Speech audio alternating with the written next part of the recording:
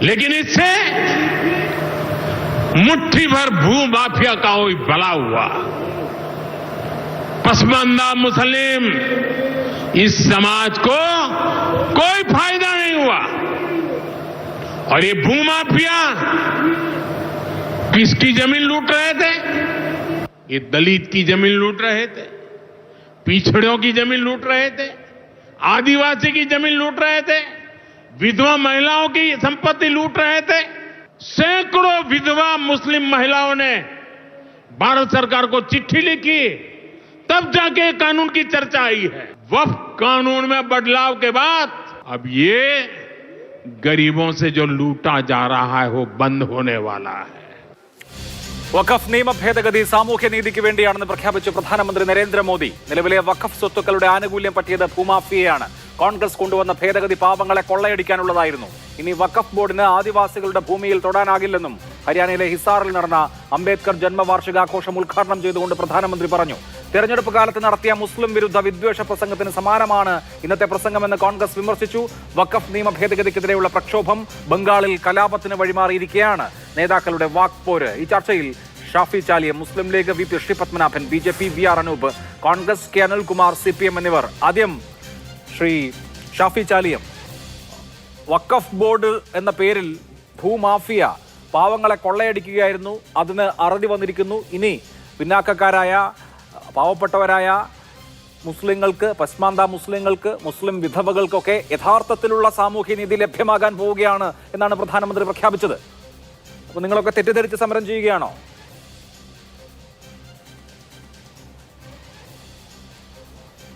അല്ല, പ്രധാനമന്ത്രിയുടെ ഇന്നത്തെ പ്രസംഗം അദ്ദേഹം പതിവായി നടത്തിവരുന്ന ഹേറ്റ് സ്പീച്ചിൽ ഒന്നാണ്. അതിനങ്ങനെയേ കാണാൻ സാധിക്കുള്ളൂ. അദ്ദേഹം ഇന്ന് പ്രസംഗത്തിൽ പരാമർശിച്ച കാര്യങ്ങൾ, അത് ഇവർ കൊണ്ടുവന്ന ഭേദഗതിയിൽ ഏത് ഭേദഗതിയിലൂടെയാണ് പാവപ്പെട്ട മുസ്ലിങ്ങൾക്ക് എന്തോ കിട്ടാൻ പോകുന്നുണ്ടെന്ന് പറഞ്ഞല്ലോ, അതുപോലെ തന്നെ ദളിതരെ, ആദിവാസികൾ, അവരൊക്കെ ഭൂമി എന്താണ്, ആരാണിതിൽ മാഫിയ? വഖഫ് ബോർഡാണ് മാഫിയ. വഖഫ് ബോർഡ് അദ്ദേഹത്തിൻ്റെ നരേന്ദ്രമോദിയുടെ ഗവൺമെൻറ്റിന് കീഴിൽ അവർ കോൺസ്റ്റിറ്റ്യൂട്ട് ചെയ്ത ഒരു ബോഡിയാണ് സെൻട്രൽ വഖഫ് ബോർഡ്. അതാത് സംസ്ഥാനങ്ങൾ കോൺസ്റ്റിറ്റ്യൂട്ട് ചെയ്യണം. അത് എ പാർട്ട് ഓഫ് ഗവൺമെൻറ്. തൻ്റെ ഗവൺമെൻറ്റിന് കീഴിലുള്ള ഒരു സംവിധാനം ഏറ്റവും വലിയ മാഫിയയാണെന്ന് വിശേഷിപ്പിക്കുകയാണെങ്കിൽ ഈ പ്രധാനമന്ത്രി എന്തുമാത്രം നമുക്ക് നാണക്കേടാണ്. എവിടെയാണ് വഖഫ് ബോർഡ് എൻക്രോച്ച് ചെയ്തത്? അതിൻ്റെ ഒരു ധവളപത്രം പുറത്തിറക്കട്ടെ. നമ്മളെ മുമ്പിലുള്ള ഒരു സ്റ്റാറ്റിസ്റ്റിക്സ് സച്ചാർ കമ്മീഷൻ റിപ്പോർട്ടിൽ പറഞ്ഞ ഭാഗങ്ങളാണ്. അതിലെന്താ പറയണത്? അതിൽ പറയുന്നു എത്രയോ വഖഫ് സ്വത്തുക്കൾ അന്യാധീനപ്പെട്ടു. ഈ അന്യാധീനപ്പെട്ടതിൻ്റെ വൻ കണക്കാണ് സച്ചാർ കമ്മീഷൻ ചൂണ്ടിക്കാട്ടിയത്. അതിൻ്റെ അടിസ്ഥാനത്തിലാണ് റഹ്മാൻ ഖാൻ കമ്മീഷൻ ചെയർമാനായിക്കൊണ്ട് പഴയ ഡെപ്യൂട്ടി സ്പീക്കർ ഒരു ജോയിൻറ്റ് പാർലമെൻ്ററി കമ്മിറ്റി ഉണ്ടായത്. ആ ജോയിൻറ്റ് പാർലമെൻ്ററി കമ്മിറ്റി രാജ്യമാസകലം സഞ്ചരിച്ച് അന്നത്തെ ഇന്ത്യയിലെ 30 സ്റ്റേറ്റുകളിലും സഞ്ചരിച്ച് എല്ലാ സംസ്ഥാന സർക്കാരുമായി സംസാരിച്ച് ആണ് ഈ ജോയിൻറ്റ് പാർലമെൻ്ററി കമ്മിറ്റി ഐക്യകണ്ഠേന യുനാനിമസായി വെച്ച ഭേദഗതികളാണ് 2013 പാസ്സാക്കിയത്. അത് ക്രൂരമായതും വോട്ട് ബാങ്കിനെ ലക്ഷ്യമിട്ടിട്ടുള്ളതാണെങ്കിൽ അതിന് മറുപടി പറയേണ്ടത്, ഇന്നത്തെ പ്രൈം മിനിസ്റ്ററുടെ വാദത്തിന് മറുപടി പറയേണ്ടത് കേന്ദ്ര പ്രതിരോധ മന്ത്രി രാജ്നാഥ് സിംഗാണ്. പിന്നെ അതിൽ പറയേണ്ട ഒരാൾ നിർഭാഗ്യവശാൽ ജീവിച്ചിരിപ്പില്ല, സുഷമ സ്വരാജാണ്. സുഷമ സ്വരാജും രാജ്നാഥ് സിംഗും അന്ന് ജോയിൻറ്റ് പാർലമെൻ്ററി കമ്മിറ്റിയിലുണ്ടായിരുന്നു. അവരടക്കം അംഗീകരിച്ച യുനാനിമസായ JPC റിപ്പോർട്ടാണ് അന്നത്തെ ഗവൺമെൻറ് അംഗീകരിച്ചത്. അത് മനസ്സിലാക്കണം. പിന്നെ സച്ചാർ കമ്മീഷൻ്റെ ഒരു വിലയിരുത്തലുണ്ട്.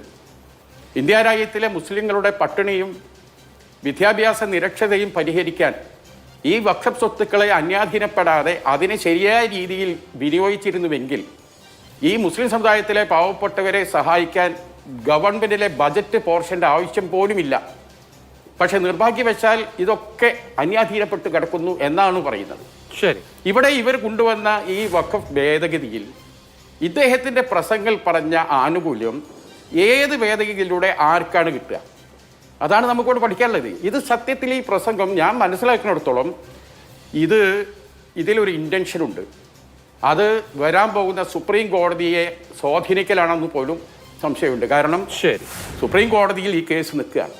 ഇതിൽ ഭരണഘടനയുടെ വളരെ പ്രധാനപ്പെട്ട ആർട്ടിക്കിൾ 25, 26, 14, 15 ഒക്കെ ലംഘനമാണെന്ന് എല്ലാ ഇന്ത്യയിലെ BJP ഒഴികെയുള്ള കക്ഷികൾ മൊത്തം തന്നെ പോയിരിക്കുന്നു. BJPൻ്റെ കൂടെ ഈ ഗവൺമെൻറ് പിന്താങ്ങുന്ന നിതീഷ് കുമാറിൻ്റെ പാർട്ടി പോലും, അതുപോലെ തന്നെ ഭുവനേശ്വറിലെ ഒറീസയിലെ ബിജു ജനതാദൾ അടക്കം എല്ലാവരും തന്നെ കേസിന് പോയിരിക്കുകയാണ്.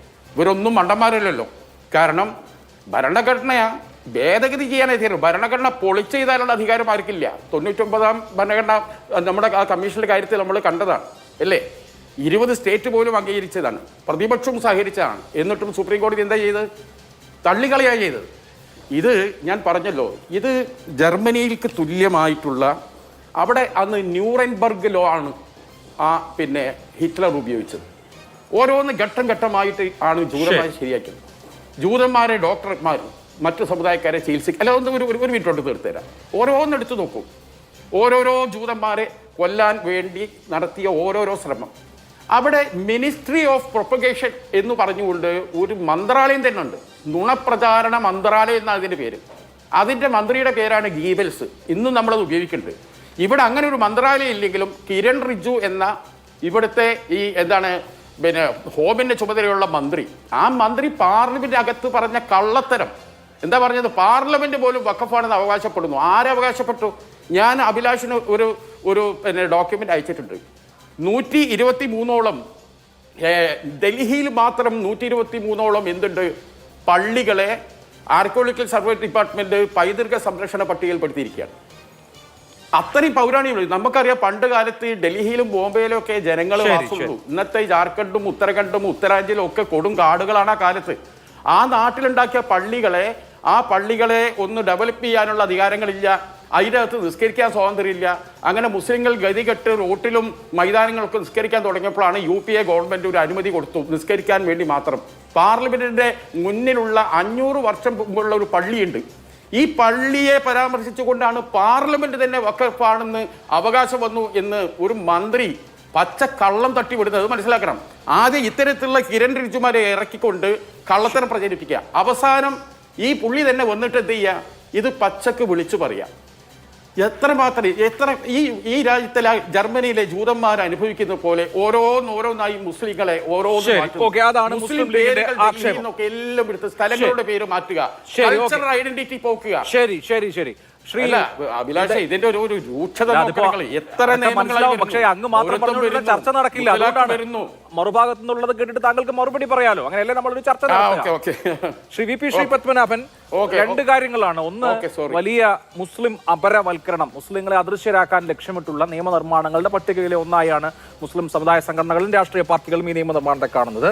അപ്പോൾ അങ്ങനെ ഇരിക്കുകയാണ് പാവങ്ങളെ കൊള്ളയടിക്കുന്നതിനാണ് ഇത്രയും കാലം വഖഫ് ഉപയോഗിച്ചുകൊണ്ടിരുന്നത് എന്ന് പ്രധാനമന്ത്രി പറയുന്നത്. കലാപ സമാനമായ അന്തരീക്ഷം രാജ്യത്ത് ചിലയിടത്തെങ്കിലും ഉള്ള സാഹചര്യത്തിൽ അതൊരു പ്രകോപനമാണ് ഒരർത്ഥത്തിൽ. രണ്ടാമത്തേത്, ഇത് പാവപ്പെട്ട മുസ്ലിങ്ങൾക്കും പിന്നാക്കക്കാർക്കും പശ്മാന്ത മുസ്ലിങ്ങൾക്കും വിധവകൾക്കുമൊക്കെ പുതിയ നിയമം വലിയ തോതിൽ സഹായകരമാകുന്നു എന്ന് പ്രധാനമന്ത്രി പറയുമ്പോൾ എങ്ങനെ, ഏതർത്ഥത്തിലാണ് ഇപ്പോൾ പാസ്സാക്കിയിട്ടുള്ള വഖഫ് ഭേദഗതി മുസ്ലിം സമുദായത്തിലെ ഏതെങ്കിലും ഒരാൾക്ക്, ഈ പറഞ്ഞ വിഭാഗങ്ങളിൽ പെടുന്ന ഏതെങ്കിലും ഒരാൾക്ക് ഗുണമാവുക? അഭിലാഷേ, പ്രധാനമന്ത്രി ഇന്ന് കുറേ കാര്യങ്ങൾ പറഞ്ഞു. മലയാളം ചാനലുകൾ അതിലെ വഖഫുമായി ബന്ധപ്പെട്ട പരാമർശം മാത്രമേ അവർ കേട്ടിട്ടുള്ളൂ. പക്ഷെ ഞാൻ കേട്ട ഒരു കാര്യം ആദ്യം പറഞ്ഞുകൊണ്ട് ഞാൻ ഈ വിഷയത്തിലേക്ക് വരാം. പ്രധാനമന്ത്രി ഇന്ന് യമുനാ നഗറിൽ നടത്തിയ പ്രസംഗത്തിൽ ഒരു മഹാനായ മലയാളിയെ വാനോളം പുകഴ്ത്തി. ശ്രീ ചേറ്റൂർ ശങ്കരൻ നായരെ, കേരളത്തിൽ ജനിച്ച മനുഷ്യനായിരുന്നിട്ട് പോലും ബ്രിട്ടീഷ് സർക്കാരിൽ വലിയ പദവികൾ ലഭിക്കുന്ന സാധ്യതയുള്ള ആളായിരുന്നിട്ട് പോലും അമൃത്സറിൽ ജാലിയൻവാല ബാഗിൽ കൂട്ടക്കൊല നടന്നപ്പോൾ അതിനെതിരെ ബ്രിട്ടീഷ് സർക്കാരിനെ കോടതി കയറ്റി വിധി സമ്പാദിച്ച മഹാനെ പറ്റി. പക്ഷേ കഷ്ടം എന്ന് പറയട്ടെ, കേരളക്കാർക്ക് അത് ചർച്ച ചെയ്യാൻ നേരമില്ല. കാരണം ഇന്ന് ഒരു മലയാളിയെ വാനോളം പ്രധാനമന്ത്രി പുകഴ്ത്തിയ ദിവസമാണ്. അദ്ദേഹത്തിൻ്റെ പേരിൽ അക്ഷയ് കുമാർ അഭിനയിച്ച കേസരി ചാപ്റ്റർ 2 എന്ന ചേറ്റൂർ ശങ്കരൻ നായരുടെ ആത്മകഥ സിനിമയാവാനും പോവുകയാണ്. ഏതായാലും അതവിടെ നിൽക്കട്ടെ. ഞാൻ തളിപ്പറമ്പ് എന്നുള്ളൊരു വാർത്ത വായിക്കാം.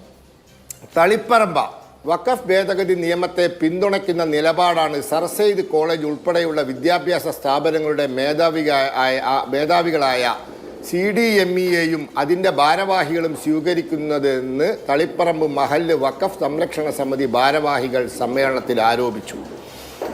തളിപ്പറമ്പ് കോളേജിൻ്റെ കമ്മിറ്റി കേരള ഹൈക്കോടതിയെ സമീപിച്ചിരിക്കുകയാണ്. ഈ വഖഫുകാർ ഞങ്ങളെ ഭൂമി തട്ടിയെടുത്തിരിക്കുന്നു എന്ന് പറഞ്ഞു. ആരാ സമീപിച്ചത്?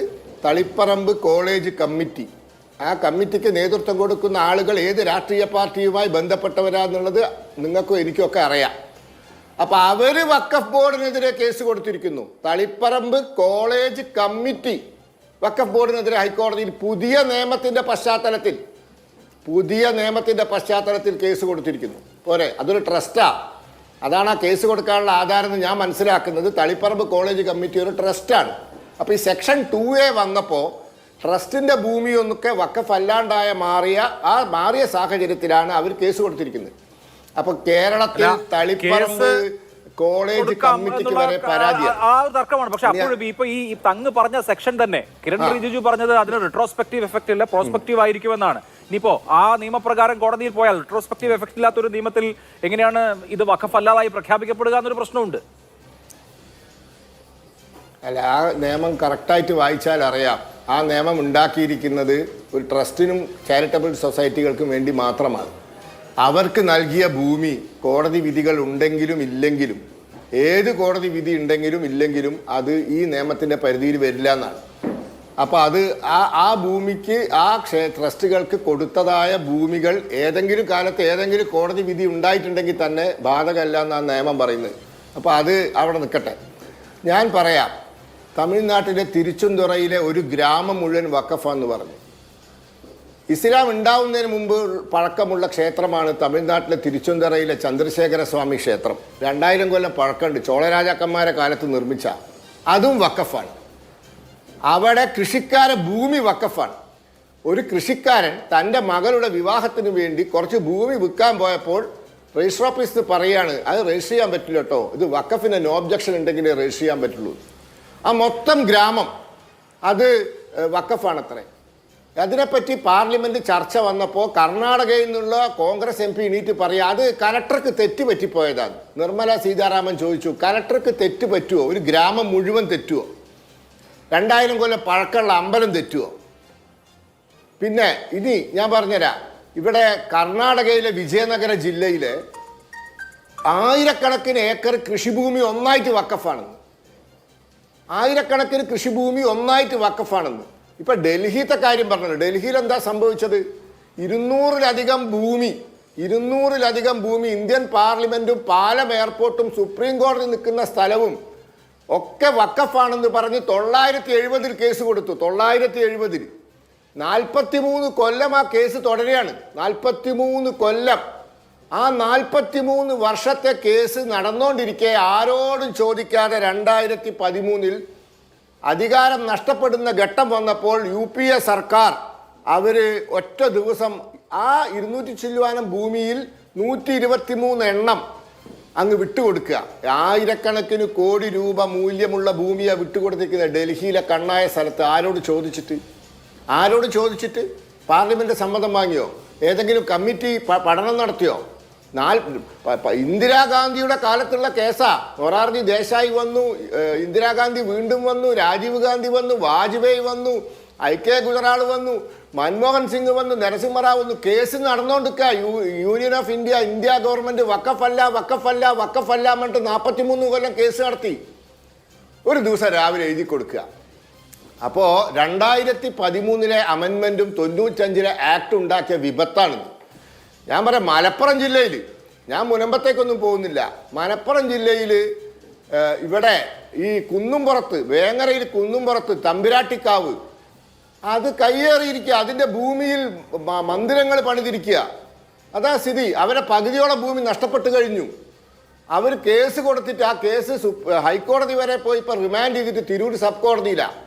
മുനമ്പം കേസിൽ ഫറൂഖ് കോളേജിൻ്റെ വാദം എന്താ?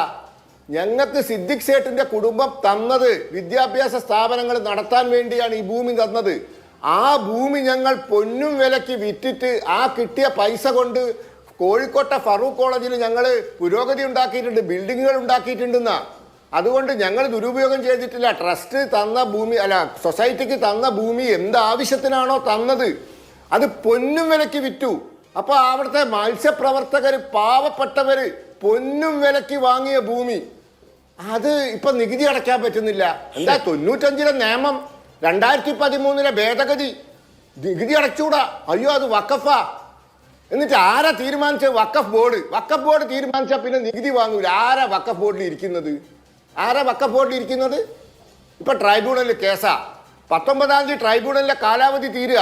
അപ്പൊ പോയിട്ട് ഈ ഇടതുപക്ഷ സർക്കാരിന്റെ കീഴിലുള്ള വഖഫ് ബോർഡ് ഹൈക്കോടതി പോയി വാങ്ങിച്ചിരിക്കും ഉത്തരവ്. ഇത് 26-ാം തീയതി വരെ ഒരു ഉത്തരവും പറയരുതെന്ന്. അപ്പൊ എന്ത് വിലയും മുനമ്പത്തെ പാവപ്പെട്ടവർ, പൊന്നും വിലയ്ക്ക് ഭൂമി വാങ്ങിയവർ, ബോണഫൈഡ് പർച്ചേസേഴ്സ്, അവരെ തെരുവിലാക്കാനുള്ള പണിയെടുക്കുക. ഇതാണ് പ്രധാനമന്ത്രി പറഞ്ഞത്. ഇന്ത്യയിൽ മാത്രമല്ല, കേരളത്തിൽ മാത്രമല്ല, ഇന്ത്യ മുഴുവൻ നടക്കുക. ഈ ഉത്തർപ്രദേശിൽ ഒരു കേസുണ്ട്. പഞ്ചപാണ്ഡവരുടെ കാലത്ത് അരക്കില്ലത്തിൽ വെച്ച് പാണ്ഡവരെ ചുട്ടുകൊല്ലാൻ ശ്രമം നടന്നു എന്ന് പറയുന്ന സ്ഥലം, അതൊരു ക്ഷേത്രമാണ്. അത് വഖഫാന്ന് പറഞ്ഞ് കേസ് കൊടുത്തിട്ട് ഇപ്പൊ തോറ്റുപോയി. കഴിഞ്ഞ ദിവസം അത് തോറ്റു. ഉത്തർപ്രദേശിലെ ജില്ലാ ജഡ്ജി പറഞ്ഞത് വഖഫൊന്നല്ല, വിട്ടുകൊടുത്തേക്കെന്ന് പറഞ്ഞു. ഇങ്ങനെ മുക്കിന് 10,000-കണക്കിന് ഏക്കർ ഭൂമി പിടിച്ചെടുക്കുക. എന്നിട്ട് എന്താ ചെയ്യുന്നത്? ഇതൊക്കെ അന്യാധീനപ്പെട്ടു പോവുക. 60% വഖഫ് ഭൂമി. ഹൈദരാബാദിൽ ഒരു വലിയ രാഷ്ട്രീയക്കാരനുണ്ടല്ലോ, അയാൾ 3,500 കോടി ഉറുപ്പ്യ വിലയുള്ള ഭൂമി കൈവശപ്പെടുത്തിയെന്ന ആരോപണം. ഹൈദരാബാദിലെ രാഷ്ട്രീയക്കാരന്റെ പേരിൽ ആരോപണം. 3,500 കോടി ഉറുപ്പ്യന്റെ വഖഫ് ഭൂമി മൂപ്പര് സ്വന്തം കീശയിലാക്കി. ഹൈദരാബാദിലെ മാരിയോട്ട് ഹോട്ടൽ നിൽക്കുന്ന വഖഫ് ഭൂമിയില്ല, കേസ് നടത്തി തോറ്റുപോയി. അപ്പോൾ ഒരു ഭാഗത്ത് ഈ സെക്ഷൻ 40 ഉപയോഗിച്ച് പിടിച്ചെടുക്കുക, മറുഭാഗത്തോ അന്യാധീനപ്പെടുത്തുക, അതിന് അന്യായമായ ലാഭം ഉണ്ടാക്കുക. അപ്പോൾ ഇതിനൊക്കെ ഒരു നിയന്ത്രണം വേണം. ഈ രാജ്യത്ത് ആയിരക്കണക്കിന് ലക്ഷക്കണക്കിന് ഏക്കർ ഭൂമി കൈകാര്യം ചെയ്യുന്നതിന് ഒരു നിയന്ത്രണം വേണം. സർക്കാർ സംവിധാനത്തിന് ഒരു സൂപ്പർവിഷൻ വേണം. After all what is Waqf board? Supervisory authority ഉള്ളൂ, മാനേജർ മുത്താവലിയാണ്. ഇതാണ് ഈ രാജ്യത്ത് സംഭവിക്കുന്നത്. അതാണ് നിയമത്തിന്റെ ലക്ഷ്യമെന്നാണ് പറയുന്നത്. ഞാൻ അതിലേക്ക് ഒരിക്കൽ കൂടി വരുന്നുണ്ട്. CPM-ന്റെ നിലപാട് കൂടി അറിയണം. ശ്രീ കെ അനിൽകുമാർ നമ്മോടൊപ്പം. ശ്രീ കെ അനിൽകുമാർ, വഖഫ് നിയമം പുതിയ ഭേദഗതികളോടുകൂടി നിലവിൽ വന്നതിന് ശേഷവും വലിയ പ്രതിഷേധമുയരുകയാണ്. ഇന്നിപ്പോൾ പ്രധാനമന്ത്രി പറയുന്നത് സാമൂഹ്യ നീതിക്ക് വേണ്ടിയിട്ടുള്ളതാണ് ഈ നിയമനിർമ്മാണം, പിന്നോക്കക്കാർക്കും അതുപോലെ തന്നെ പാവങ്ങൾക്കും അവാന്തര മുസ്ലിം വിഭാഗങ്ങൾക്കുമൊക്കെ ഗുണം കിട്ടും, അതുപോലെ തന്നെ ഇനി ആദിവാസി ഭൂമി ഒരു ഇഞ്ച് പോലും വഖഫ് എന്ന പേരിൽ നഷ്ടപ്പെടില്ല തുടങ്ങിയ കാര്യങ്ങൾ പ്രധാനമന്ത്രി മുന്നോട്ട് വെക്കുമ്പോൾ അത് ഇപ്പോൾ ഉണ്ടായിക്കൊണ്ടിരിക്കുന്ന പ്രശ്നത്തെ തണുപ്പിക്കുമോ അതോ മൂർച്ഛിപ്പിക്കുമോ? നമ്മുടെ കേരളത്തിൽ ഇന്നലെ ബഹുമാനപ്പെട്ട കേരള മുഖ്യമന്ത്രി ഒരു മണ്ഡലം ദാരിദ്ര്യമുക്ത മണ്ഡലമായി പ്രഖ്യാപിച്ചു. മനുഷ്യ ജീവിതത്തിൽ പുരോഗതി ഉണ്ടാക്കുന്നത് മാറ്റിക്കൊണ്ടാണ്, വീട് കൊടുത്തുകൊണ്ടാണ്, ഉയർന്ന കൂലി വാങ്ങിച്ചു കൊടുത്തുകൊണ്ടാണ്. മനുഷ്യ ജീവിതത്തെ മെച്ചപ്പെടുത്തുന്ന ഏതെങ്കിലും കാര്യം പറയാൻ ഇന്ത്യ രാജ്യത്തെ BJP സർക്കാരിന് 11 കൊല്ലമായി കഴിഞ്ഞിട്ടുണ്ടോ? നമ്മുടെ നാട്ടിൽ ഇത്തരം വിവാദങ്ങൾ വളരെ ബോധപൂർവം സൃഷ്ടിച്ചുകൊണ്ട് വർഗീയ സംഘർഷം ഉണ്ടാക്കുകയും ആ സംഘർഷത്തിന്റെ ഭാഗമായി കലാപം ഉണ്ടാക്കുകയും ആ കലാപത്തിലൂടെ ഭരണാധികാരത്തിൽ ഏറുകയും അധികാരം നിലനിർത്തുകയും ചെയ്യുന്ന കുതന്ത്രത്തിന് വഖഫിനെ മറയാക്കുന്നു, വിവിധങ്ങളായ വിഷയങ്ങൾ ഉപയോഗിക്കുന്നു. രാമനവമി ഘോഷയാത്ര നടത്തുമ്പോൾ മുസ്ലിം പള്ളികളെല്ലാം ടാർപോളിലിട്ട് മറയ്ക്കണം. ശ്രീരാമന് ഇത്രയും കാലം ആത്മശാന്തി ഇല്ലായിരുന്നു. ടാർപോളിലിട്ട് മറച്ചോടുകൂടി ശ്രീരാമൻ ആത്മശാന്തി കിട്ടി. എന്താണ് ഇന്ത്യ രാജ്യത്ത് നടക്കുന്നത്? കഴിഞ്ഞ ലോക്സഭാ തെരഞ്ഞെടുപ്പിൽ ഇവിടുത്തെ ഹിന്ദുക്കളുടെ ഭൂമിയെല്ലാം പിടിച്ച് മുസ്ലിമിന് കൊടുക്കും എന്ന തരത്തിലുള്ള നീചമായ വർഗീയ പ്രസ്താവന നടത്തിയ നരേന്ദ്രമോദിയുടെ അടുത്ത അപകടമാണ് ഭരണപരാജയം മൂടിവെക്കാൻ ഇന്ത്യ രാജ്യത്ത് വീണ്ടും നടപ്പാക്കിക്കൊണ്ടിരിക്കുന്നത്. നമ്മുടെ രാജ്യ ചരിത്രം നോക്കിയാൽ ഇന്ത്യ രാജ്യത്തിന്റെ ഏറ്റവും കൂടുതൽ സ്വത്തുക്കൾ കൈവശം വെച്ചിരിക്കുന്നത് ഇവിടെയുള്ള ജന്മിമാരാണ്. ഭൂമി എന്ന് പറയുന്നത് ബ്രാഹ്മണർക്ക് മാത്രം അവകാശപ്പെട്ടതാണ് എന്നാണ് നമ്മുടെ രാജ്യ ചരിത്രം. ബ്രാഹ്മണർക്കും ക്ഷത്രിയർക്കും മാത്രം. ഗോ സമ്പത്ത് എന്ന് പറയുന്നത് ബ്രാഹ്മണർക്കേ പാടുള്ളൂ. ഭൂമി സമ്പത്ത് എന്ന് പറയുന്നത് ബ്രാഹ്മണർക്കേ പാടുള്ളൂ. ബ്രാഹ്മണരുടെ പര്യായ പദമാണ് ഭൂമിദേവൻ. ഈ രാജ്യത്തെ സമ്പത്തെല്ലാം മഹാരാജാക്കന്മാരുടെ പക്കലായിരുന്നു. അങ്ങനെ രാജാക്കന്മാരുടെയും ജന്മിമാരുടെയും പക്കലുണ്ടായിരുന്ന സമ്പത്ത് വീതിച്ചു കൊടുക്കുന്ന കേരളത്തിന്റെ ഏറ്റവും മഹനീയ മാതൃക 57 കണ്ടു. 35 ലക്ഷം മനുഷ്യരെ ഭൂമിയുടെ ഉടമയാക്കി. ഇവരുന്നയിക്കുന്ന ഈ വിഷയത്തിന്റെ ഭാഗമായി ആര് ഭൂമിയുടെ ഉടമയാകാൻ പോവാണ്? ഒരു മുസ്ലിം സമുദായത്തിൽപ്പെട്ട ഒരാൾക്കല്ലാതെ വഖഫ് ഭൂമി ഉണ്ടാക്കാൻ ദാനം ചെയ്യാൻ പറ്റുമോ? 2000 കൊല്ലം മുമ്പ് വഖഫ് ഉണ്ടെന്ന് വാദിച്ചോ? 2000 കൊല്ലം മുമ്പ് ഇസ്ലാം മതം ഉണ്ടോ? 2000 കൊല്ലം മുമ്പ് വഖഫ് ഉണ്ടായെന്ന് ഇവിടെ സി പത്മനാഭൻ മാതൃഭൂമി ചർച്ച വാദിക്കുകയാണ്. സ്വയം വിഡ്ഢിയാകാൻ ഓരോരുത്തർ ഇറങ്ങി തിരിച്ചിരിക്കുകയാണ്. 2000 കൊല്ലം മുമ്പ് വഖഫ് ഉണ്ടോ? 2000 കൊല്ലം മുമ്പ് ഇസ്ലാം മതം ഉണ്ടോ? ഇസ്ലാം മതമില്ലാതെ ഇസ്ലാം വിശ്വാസി ഉണ്ടോ? ഇസ്ലാം മത വിശ്വാസിയല്ലാതെ വഖഫ് എന്നൊരു വ്യവസ്ഥയുണ്ടോ? അപ്പൊ ആരെങ്കിലും 2000 കൊല്ലം മുമ്പ് വഖഫാണ് വാദിക്കുമോ? അല്ല, പുള്ളി അദ്ദേഹം പറഞ്ഞത് അങ്ങനെയല്ല. 2000 കൊല്ലം മുമ്പുള്ള ക്ഷേത്രമാണ്, അതാണ് പിന്നീട് വഖഫായി പിന്നീട് ക്ലെയിം ചെയ്തതെന്നാണ് അദ്ദേഹം പറഞ്ഞത്. അതെ, ഞാൻ ചോദിക്കുന്നത് 2000 കൊല്ലം മുമ്പ് ക്ഷേത്രമുണ്ടോ? ഞാൻ ചോദിക്കുന്നത് തിരിച്ചു ചോദിക്കുക, 2000 കൊല്ലം മുമ്പ് ക്ഷേത്രമുണ്ടോ? ഇനി അങ്ങനെ തന്നെ നമുക്ക് എടുക്കാം. ഇന്ത്യ രാജ്യത്തെ ക്ഷേത്ര പാരമ്പര്യത്തിൽ 2000 കൊല്ലം പഴക്കമുള്ള ഏത് ക്ഷേത്രമുണ്ട്? ഇല്ല. നിങ്ങൾ മനസ്സിലാക്കുന്നത് ക്ഷേത്രങ്ങളെ കുറിച്ച് പഠിച്ചാൽ 2000 കൊല്ലം മുമ്പ് ഇവിടെയുള്ള ക്ഷേത്രം നിങ്ങൾ മനസ്സിലാക്ക്. 2000 കൊല്ലം മുമ്പ് ഹിന്ദുമതത്തിന് ക്ഷേത്രം ഇല്ല, യാഗങ്ങളിലായിരുന്നു. RSSകാർ മനസ്സിലാക്കണം, BJPക്കാർ മനസ്സിലാക്കണം. ഞാൻ അങ്ങോട്ട് പറഞ്ഞ് മനസ്സിലാക്കൂ, നിങ്ങൾ കേൾക്കുമെന്ന് ആദ്യം കേൾക്കൂ. ഞാൻ വെറുതെ അല്ല, ഞാൻ പഠിച്ചിട്ടാ പറയണത്. 2000 കൊല്ലം മുമ്പ് യാഗ സംസ്കാരമായിരുന്നു. നിങ്ങൾ ഈ വിഡ്ഢിത്തരെല്ലാം പറഞ്ഞപ്പോ കേട്ടോണ്ടിരുന്നല്ലോ. ഞാൻ പറയുന്നത് കേട്ടെ. 2000 കൊല്ലം മുമ്പ് യാഗ സംസ്കാരമായിരുന്നു. ബുദ്ധമതത്തിന്റെ കാലത്ത് എവിടെയായിരുന്നു വിഗ്രഹങ്ങൾ? ഏത് വിഗ്രഹം ഉണ്ടായിരുന്നത്? ബ്രാഹ്മണ്യത്തിന് വിഗ്രഹമുണ്ടോ? ബ്രാഹ്മണ്യം എന്ന് പറയുന്നത് യാഗയജ്ഞ സംസ്കാരമല്ലേ ഉള്ളൂ. അതല്ലേ ചരിത്രം. അതിന്റെ ഭാഗമായിട്ടാണ് ക്ഷേത്രങ്ങൾ എപ്പോൾ വന്നു. നിങ്ങൾ ഹിന്ദുമതത്തിന്റെ പരിണാമ ചരിത്രം പഠിക്കൂ. ഞാനിപ്പോ ഇന്ന് അതിലേക്ക് പോകാനല്ല. ഇന്ന് നരേന്ദ്രമോദി ഉപയോഗിക്കുന്ന വഖഫ് ഭീകരത തുടങ്ങിയ എല്ലാ വാക്കുകളും ഒരു പച്ച കള്ളം പറയുകയാണ്, പച്ച നുണകൾ പറയുകയാണ്. അതുകൊണ്ട് ഇപ്പൊ ബംഗാൾ കത്തി എരിഞ്ഞുകൊണ്ടിരിക്കുന്നു. അതിൽ മമതാ ബാനർജി ഉണ്ട്, ഇപ്പുറത്ത് SDP ഉണ്ട്, അല്ലെങ്കിൽ ഇസ്ലാമിക വർഗീയത കൈകാര്യം ചെയ്യുന്നവരുണ്ട്. രണ്ടു കൂട്ടരോട് ഒരു ഭാഗത്ത് ഇറങ്ങിയിരിക്കുന്നു, മറുഭാഗത്ത് BJP ഇറങ്ങിയിരിക്കുന്നു. നാട് കത്തിക്കുകയാണ്. ഇത് മനുഷ്യന് ഭൂമി കൊടുക്കാനുള്ള പദ്ധതിയല്ല. ഞാൻ പറയുന്നത് 11 കൊല്ലമായി അധികാരത്തിലേറി ഇന്ത്യയിൽ ഭൂവിസ്തരണം ഉണ്ടോ? കൃഷിഭൂമി കൃഷിക്കാരന് കൊടുക്കുമോ? ഇവർ ഈ 11 കൊല്ലം കൊണ്ട് എത്ര പേരുടെ ജീവിതം മെച്ചപ്പെടുത്തി? ഇതല്ലേ ചോദ്യം. എത്ര മനുഷ്യരുടെ ജീവിതത്തെ നിങ്ങൾ മെച്ചപ്പെടുത്തി? ഇതല്ലേ പ്രധാനപ്പെട്ട ചോദ്യം. ഈ ചോദ്യത്തിന് ഉത്തരം പറയണം. അതാണ് ഞങ്ങൾ ആവശ്യപ്പെടുന്നത്. ശരി, ഓക്കെ, ആവട്ടെ. ശ്രീ ഷാഫി ചാലിയം, ഇപ്പോൾ പുതിയ വഖഫ് ഭേദഗതി എന്തായാലും നിലവിൽ വന്നല്ലോ. നോക്കൂ, കേരളത്തിലെ ഏറ്റവും പാരമ്പര്യവും പ്രശസ്തിയുമുള്ള 2 മുസ്ലിം വിദ്യാഭ്യാസ സ്ഥാപനങ്ങൾ, ഒന്ന് കോഴിക്കോട്ടെ ഫറൂഖ് കോളേജ്, 2 തളിപ്പറമ്പിലെ സർ സയ്യിദ് കോളേജ്. ഈ 2 കോളേജുകളുടെയും മാനേജ്മെന്റുകൾ എടുക്കുന്ന നിലപാട് എന്താണ്? മുനമ്പത്തെ ഭൂമി വഖഫ് ഭൂമി അല്ല, ഞങ്ങളത് പണം വാങ്ങി ക്രയവിക്രയം ചെയ്തതാണ് എന്നാണ് ഫറൂഖ് കോളേജിന്റെ നിലപാട്. തളിപ്പറമ്പിൽ സർ സയ്യിദ് കോളേജ് ഇരിക്കുന്ന ഭൂമി വഖഫ് ഭൂമി അല്ല എന്നുള്ളതാണ് തളിപ്പറമ്പ് സർ സയ്യിദ് കോളേജ് മാനേജ്മെന്റിന്റെ ആ ട്രസ്റ്റിന്റെ നിലപാട്. ആ ട്രസ്റ്റ് നയിക്കുന്നത് കണ്ണൂർ ജില്ലയിലെ ഏറ്റവും പ്രധാനപ്പെട്ട മുസ്ലിം ലീഗ് നേതാക്കളാണ്. ഈ പുതിയ നിയമത്തിന്റെ ആനുകൂല്യം ആദ്യം പ്രയോജനപ്പെടുത്താൻ പോകുന്നതും ആ മാനേജ്മെന്റാണ്. അപ്പൊ ഈ പറഞ്ഞ സംഗതികളെല്ലാം നമ്മുടെ സമുദായത്തിനെതിരെയുള്ള കുഴപ്പമാണ് എന്ന് എങ്ങനെയാണ് നിങ്ങളുടെ സമുദായത്തിലെ ഏറ്റവും പ്രധാനപ്പെട്ട 2 മാനേജ്മെന്റുകൾ ഇങ്ങനെ നിലപാടെടുക്കുമ്പോൾ എങ്ങനെയാണ് ഇത് സമുദായത്തിനെതിരെയാണ് എന്ന് മറ്റുള്ള ആളുകളെ ബോധിപ്പിക്കുക? എന്ത് അടിസ്ഥാനത്തിൽ ബോധിപ്പിക്കും?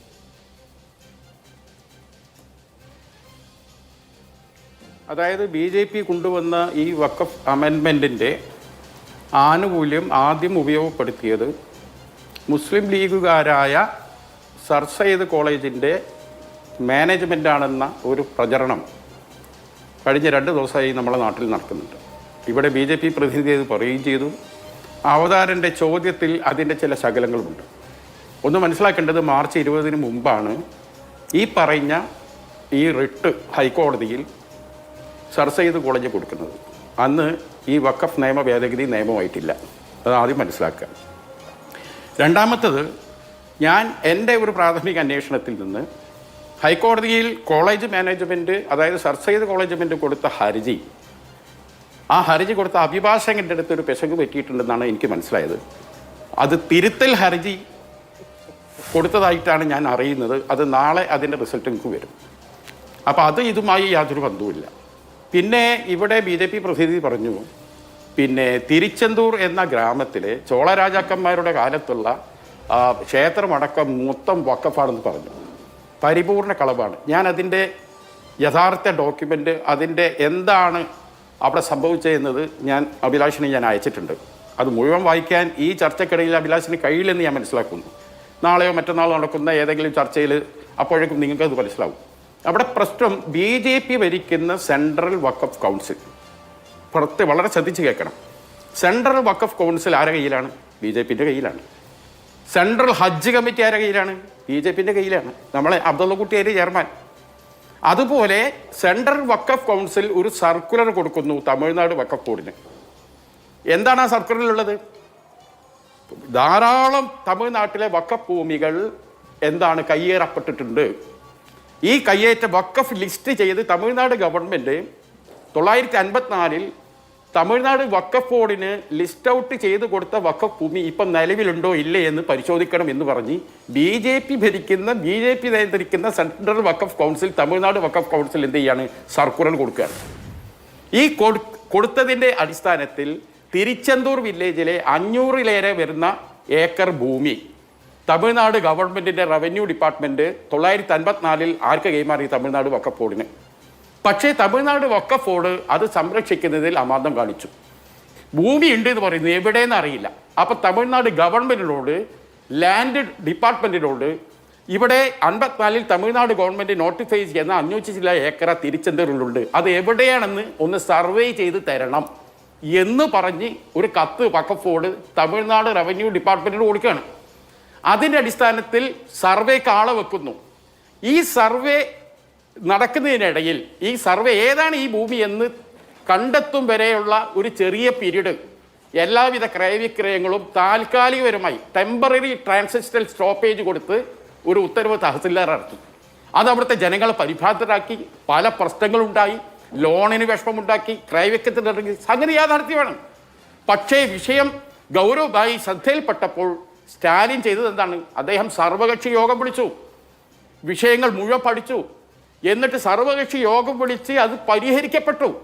പെട്ടെന്ന് സർവേ നടത്താൻ വേണ്ടി 10 പുതിയ സർവേമാരെ നിശ്ചയിക്കുകയും അതുവരെയുള്ള എന്തെങ്കിലും നിലക്ക് വഖഫ് ബോർഡിന് നിലവിലുള്ള വഖഫിൻ്റെ ലാൻഡ് ആരെങ്കിലും കൈമാറ്റം ചെയ്തിട്ടുണ്ടെങ്കിൽ അത് കോമ്പൻസേറ്റ് ചെയ്തു തരാൻ തമിഴ്നാട് ഗവൺമെൻറ് തയ്യാറാണെന്ന് പറഞ്ഞുകൊണ്ട് ആ പ്രശ്നം രമ്യമായി പരിഹരിച്ചു. പരിഹരിച്ചതിന് ഹിന്ദു വാർത്തയുടെ കട്ടിങ്ങാണ് ഞാൻ തന്നത്.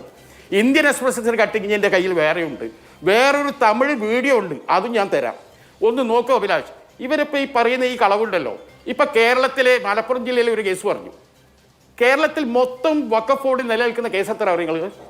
5000-ലധികം കേസുകളുണ്ട്. അതിൽ വെറും 10 കേസാണ് മുസ്ലിങ്ങളല്ലാത്തവർ. ബാക്കി 5000-ഓളം മുസ്ലിങ്ങളാണ് ഏറ്റവും കൂടുതൽ വഖഫ് സ്വത്ത് അടിച്ചു മാറ്റിയത്, അല്ലെങ്കിൽ വഖഫുമായി തർക്കത്തിൽ ഏർപ്പെടുന്നത്, വഖഫുമായി വ്യവഹാരത്തിൽ ഏർപ്പെടുന്നത് അധികവും ആരാണ്? മുസ്ലിങ്ങൾ തന്നെയാണ്. 10 എണ്ണ ഞാൻ പറഞ്ഞ 10% കേരളത്തിലെ കണക്കാണ്, നിങ്ങൾ എടുത്തു നോക്കി. ഇത് തന്നെയാണ് രാജ്യവ്യാപകമായിട്ടും. ദേവന്റെ സ്വത്ത് ദേവസ്വം, അതുപോലെ വഖഫ് ദൈവത്തിന്റെ സ്വത്ത് വഖഫ്. പിന്നെ പറയുന്നു ഇവിടെ നരേന്ദ്രമോദി ഇടുന്ന സ്പീച്ചിൽ പറയുന്നത് എന്താണ്? ഏറ്റവും വലിയൊരു അബദ്ധം അയാൾ പറയുന്നു. വഖഫ് സ്വത്ത് എന്ന് പറഞ്ഞാൽ ഈ വഖഫ് ബോർഡിൻ്റെതാണോ വഖഫ് സ്വത്ത്? ഇപ്പോൾ അഭിലാഷ്, നിങ്ങൾ വലിയൊരു വീടുണ്ടാക്കി, ആ വീടിനെ പരിപാലിക്കാൻ, അതിനെ ആരെങ്കിലും വന്ന് നശിപ്പിക്കണമൊക്കെ പിന്നെ ശ്രദ്ധിക്കാൻ ഒരു വാച്ച്മാനെ നിങ്ങൾ അതിൻ്റെ ഗേറ്റിന് മുമ്പിൽ വെക്കുന്നു. ആ വാച്ച്മാന് കിടന്നുറങ്ങാനുള്ള സ്ഥലമുണ്ട്. ഈ വാച്ച്മാൻ്റെ പണി ഈ വീട് സംരക്ഷിക്കലാണ്, അല്ലാതെ ഈ വാച്ച്മാൻ്റെതല്ല. ആ വാച്ച്മാനാണ് വഖഫ് ബോർഡ്. വഖഫിന് സ്വത്തില്ല. വഖഫ് സ്വത്തുക്കളെ ആരെങ്കിലും കയ്യേറുണ്ടോ എന്ന് നോക്കാൻ വേണ്ടിയാണ്. ഒരു വാച്ച്മാനെ നിർത്തുമ്പോൾ ഒരു ഗൂർഖയാണെങ്കിൽ ഒരു കത്തി കൊടുക്കും. അതാണ് വഖഫ് ബോർഡ് കൊടുത്ത അർദ്ധ ജുഡീഷ്യൽ പവർ. ആരെങ്കിലും വന്ന് കയ്യേറിയിട്ടുണ്ടെങ്കിൽ ആ കയ്യേറി തടയാനാണ് ഈ അർദ്ധ ജുഡീഷ്യൽ പവർ. ഈ അർദ്ധ ജുഡീഷ്യൽ പവർ വഖഫ് ബോർഡിന് മാത്രമല്ല, ദേവസ്വത്തിനുണ്ട്, ഇവിടുത്തെ മുന്നോക്ക സമുദായ കമ്മീഷനുണ്ട്, കേരള സ്റ്റേറ്റ് ബാക്ക്വേർഡ് ക്ലാസ് കമ്മീഷനുണ്ട്, വനിതാ കമ്മീഷനുണ്ട്, പിന്നെ ചൈൽഡ് റൈറ്റ് കമ്മീഷനുണ്ട്. ഇപ്പം അങ്ങനെ തുടങ്ങി എത്ര കമ്മീഷൻസിനോ സ്റ്റാറ്റ്യൂട്ടറി ബോർഡുകൾക്കൊക്കെ എന്ത് കൊടുക്കുന്നുണ്ട്? ഈ അർദ്ധ ജുഡീഷ്യറി പവർ കൊടുക്കുന്നുണ്ട്. അതുകൊണ്ട് ഈ വഖഫ് ഭൂമി സംരക്ഷിക്കുന്നതിന് വഖഫ് സ്വത്തിൽ നിന്നും ഒരു 7% വഖഫിന് ആദായം കിട്ടുന്നു. ഇപ്പൊ കേരളത്തിൽ വഖഫിനുള്ളത് എന്താണ്? ഒരു 10 സെന്റ് കോഴിക്കോടും ഒരു 12 സെന്റ് എറണാകുളത്തുണ്ട്. അതേ വഖഫിന്റെ സ്വന്തം ഉടമസ്ഥയിലുള്ളത്. ബാക്കിയുള്ള സ്വത്തുക്കളുടെ മേലെ ആരെങ്കിലും കയ്യേറുണ്ടോ എന്നതൊരു മേൽനോട്ടമാണ്. അതാങ്കിലും മനസ്സിലാക്കണ്ടേ. ഇവർ ഈ കാര്യങ്ങൾ എന്ത് ചെയ്യാം, തുറന്നു പറയാൻ പറയും. ഇപ്പൊ ഉത്തർപ്രദേശിന്റെ ഒരു കാര്യം പറഞ്ഞു, നമുക്കറിയാം, ഞാൻ ഇപ്പൊ തന്ന ഡോക്യുമെന്റിലും കണ്ടില്ലേ, ഇവരെ പച്ചക്കളവ് പറയാണ്, പെരും നട്ടാൽ മുളക്കാത്ത കളവായി പറയുന്നത്. നിങ്ങൾ ആലോചിച്ച് നോക്കുക, ഇദ്ദേഹം പറഞ്ഞ ഈ പ്രസംഗത്തിലെ എന്തെങ്കിലും ഒരു ഭാഗം, ഞാൻ ഈ പറഞ്ഞ കാര്യം ഉണ്ടല്ലോ, ഈ പിന്നെ ആക്ട് 40 കാര്യം ഇവിടെ പത്മനാഭൻ പറഞ്ഞല്ലോ, ഈ ആക്ട് 40 എന്തിനാണ് കേന്ദ്ര പ്രതിരോധ മന്ത്രി രാജ്നാഥ് സിംഗും സുഷമ സ്വരാജും പിന്തുണച്ചത്? അതിലെന്താ മറുപടി പറയാത്തത്? കഴിഞ്ഞ ദിവസം വരെ മുൻ പ്രസിഡന്റ് സുരേന്ദ്രൻ പറഞ്ഞല്ലോ, ട്രിബ്യൂണലിന്റെ ഫീസ് ഞങ്ങൾ പറഞ്ഞു. ചർച്ചയിലേക്ക് വീണ്ടും ശ്രീ വി പി പത്മനാഭൻ, ചേറ്റൂർ ശങ്കരൻ നായരെ കുറിച്ച് മാത്രമല്ല, ഏകീകൃത സിവിൽ കോഡിനെ കുറിച്ചും മോഡിയുടെ ഇന്നത്തെ ഹിസാറിലെ പ്രസംഗത്തിൽ പറയുന്നുണ്ട്. ഒരു സെക്കുലർ സിവിൽ കോഡിനെ കുറിച്ചാണ് ഭരണഘടന പറയുന്നത്. കോൺഗ്രസ് അതിനെ എതിർക്കുകയാണ്, മതത്തിന്റെ അടിസ്ഥാനത്തിൽ സംവരണം നൽകിയിരിക്കുകയാണ് തുടങ്ങിയ ഭാഗമെടുത്താൽ ഇനി അടുത്തത് യൂണിഫോം സിവിൽ കോഡാണ് എന്നതിന്റെ സൂചന അതിൽ നിന്ന് വായിക്കാം. നോക്കൂ, ഒന്നൊന്നായി ഓരോ നിയമനിർമ്മാണങ്ങൾ ഞങ്ങളെ ടാർഗറ്റ് ചെയ്തുകൊണ്ടാണ് എന്ന് ഇന്ത്യയിലെ മുസ്ലിം സമൂഹത്തിന് തോന്നുന്നത് ആപൽക്കരമാണല്ലോ. ഇപ്പോൾ തന്നെ കഴിഞ്ഞ വെള്ളിയാഴ്ച പ്രക്ഷോഭങ്ങൾ അരങ്ങേറി, അത് പശ്ചിമ ബംഗാളിലെ മുർഷിദാബാദിൽ വലിയ കലാപത്തിന് വഴിവെച്ചു. ഈ നിലയിൽ രാജ്യത്തെ ഒരു ന്യൂനപക്ഷത്തെ അപരവൽക്കരിക്കുന്ന, അന്യവൽക്കരിക്കുന്ന നിലയിലാണോ ലെജിസ്ലേഷനായാലും അഡ്മിനിസ്ട്രേഷനായാലും മുന്നോട്ട് പോകേണ്ടത്? അതെന്തുകൊണ്ടാണ് കേന്ദ്ര സർക്കാർ അഡ്രസ് ചെയ്യാത്തത്? ഞാൻ ഇന്ത്യ രാജ്യത്ത് നിലവിലുള്ള വഖഫ് കേസുകൾ 2024 സെപ്റ്റംബർ മാസം വരെയുള്ള വഖഫ് കേസുകളുടെ എണ്ണം തരാം. 40,951 കേസസ് പെൻഡിങ് ഇൻ വഖഫ് tribunals across India. Ministry for minority അഫയേഴ്സിൻ്റെ എക്സ്പ്ലെയിനറാണ്. അതായത് 40,951 കേസ്, മൊത്തം കേസ് പെൻഡിങ്. അതിൽ of these 9,942 cases are filed by members of Muslim community. അതിൽ 9,942 കേസുകൾ മുസ്ലിം സമുദായത്തിൽപ്പെട്ട ആൾക്കാരാണ് ഫയൽ ചെയ്തിരിക്കുന്നത്. മൊത്തം 40,000 കേസുകൾ, അത് 9,000 മുസ്ലിം സമുദായത്തിൽ നിന്ന്. 40,951, അതിൽ 9,942 എന്ന് വെച്ചാൽ 31,000 കേസുകളും അമുസ്ലിങ്ങളായിട്ടാണ്. ഇവിടെ പ്രശ്നം അതാണ്. വഖഫാണെന്ന് പറഞ്ഞ് പിടിച്ചെടുക്കാൻ പോകുന്ന കേസ് കൂട്ടങ്ങൾ 31,000, 4/3 അമുസ്ലിങ്ങളായിട്ടാണ്. എന്നിട്ട് BJP കലാപം ഉണ്ടാക്കുന്ന പറയുന്നത്. വഖഫ് കാരണം ഇവിടെ കലാപം ഉണ്ടാകുന്നുണ്ട്. വഖഫ് കാരണം സമൂഹത്തിന് വലിയ കുഴപ്പങ്ങൾ ഉണ്ടാക്കുന്നുണ്ട്. അത് വഖഫ് ബോർഡല്ല ഉത്തരവാദി. വഖഫ് ബോർഡിനെ കൊണ്ട് 95 വരെ ഒരു കുഴപ്പമില്ലായിരുന്നു. 1995 വരെ വഖഫ് ബോർഡിനെ കൊണ്ട് ഈ രാജ്യത്ത് ഒരു പ്രശ്നമില്ലായിരുന്നു. അവരെ പാട്ടിൽ അവരുടെ ഭൂമി നോക്കി നടക്കുന്ന ഒരു സംവിധാനമായിരുന്നു. അതിൻ്റെ ഉള്ളിൽ പല തിരിമറിയും കയ്യേറ്റമൊക്കെ നടന്നിട്ടുണ്ടാവും. പക്ഷേ മറ്റുള്ളവർക്ക് ബുദ്ധിമുട്ട് തുടങ്ങിയത് എപ്പോഴാണ്? 95-ലാണ്. ഈ 95-ലെ നിയമം വന്നപ്പോഴാണ് ഇത് കുഴപ്പമാവാൻ തുടങ്ങിയത്. സെക്ഷൻ 40 പ്രത്യേകിച്ചിട്ട് വഖഫ് ബോർഡിന് നോട്ടീസ് അയക്കാം. ഞാൻ പല ചർച്ചയിലും പറഞ്ഞൊരു കാര്യമുണ്ട്. ഇന്ത്യയിലെ നിയമസംഹിതയുടെ അടിസ്ഥാന തത്വം എന്താണ്? One who alleges has to prove. ആരോപിക്കുന്ന ആൾ തെളിയിക്കണം എന്നാണ്. ആരോപിക്കുന്ന ആൾ തെളിയിക്കണം. ഇവിടെ അത് വേണ്ട. വഖഫ് ബോർഡിന് തോന്നുകയാണ്. If the Waqf board feels, തോന്നിയാൽ, അത് വഖഫ് പ്രോപ്പർട്ടിയാൻ തോന്നിയാൽ നോട്ടീസ് അയക്കാം. നോട്ടീസ് അയച്ചാൽ അയാൾ ഇപ്പൊ സാമൂതിരിപ്പാടിന്റെ പണ്ടാരഭൂമി ചാവക്കാട് ഒരു നായർ തറവാടിന് പതിച്ചു കൊടുത്തു. ആ തറവാട് ഭാഗം ചെയ്തപ്പോൾ അത് പല വഴിക്ക് വിറ്റുപോയി. ഇപ്പം മുസ്ലിങ്ങളുണ്ട്, ക്രിസ്ത്യാനികളുണ്ട്, ഹിന്ദുക്കളുണ്ട്, എല്ലാവരും ഉണ്ട്.